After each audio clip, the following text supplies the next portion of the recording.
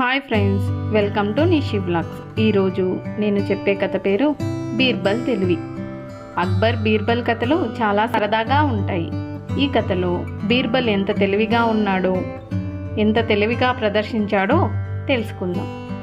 ఒకరోజు అక్బర్ తన విశ్రాంతి గదిలో కూర్చొని మంత్రి బీర్బల్తో మాట్లాడుతూ ఉన్నాడు. వారు చాలా విషయాలు చర్చించుకున్నారు. బీర్బల్ తెలివికి పరీక్ష పెట్టి చాలా రోజులైంది. ఈరోజు అతనికి ఓ పరీక్ష పెట్టాలి అని మనసులో అనుకున్నాడు అక్బర్. అనుకున్నదే తడువుగా, బీర్బల్, నువ్వు నన్ను ఈ గదిలో నుంచి ఒక్క నిమిషంలో బయటికి పంపగలవా అని అడిగాడు అక్బర్. బీర్బల్ రెప్పపాటు కాలం ఆలోచించి, రాజా, మిమ్మల్ని బయటికి పంపలేను. అయితే ఒకసారి మీరు బయటకు వెళ్తే మాత్రం నిమిషంలో లోపలికి తీసుకురాగలను అన్నాడు బీర్బల్. అక్బర్కి ఇది కూడా చిత్రంగా అనిపించింది.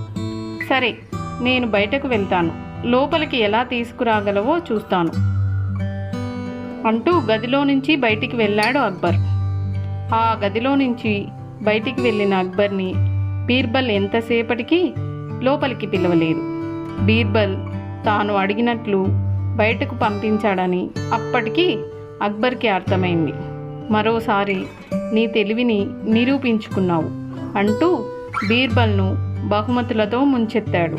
బీర్బల్ తెలివిని మెచ్చుకొని అభినందించాడు అక్బర్.